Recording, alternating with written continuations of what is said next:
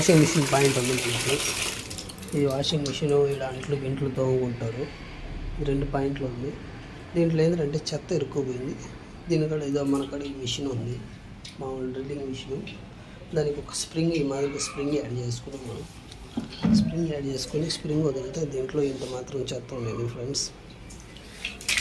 చెత్త మొత్తం క్లారిటీగా వచ్చేసింది, తీసేసాం. ఇప్పుడు మనం వాటర్ వేస్తాము. వెళ్ళిపోతుంది. ముందు పోకుండా ఉంటుంది వాటర్ ఫ్రీగా వెళ్ళిపోతుంది ఫ్రెండ్స్.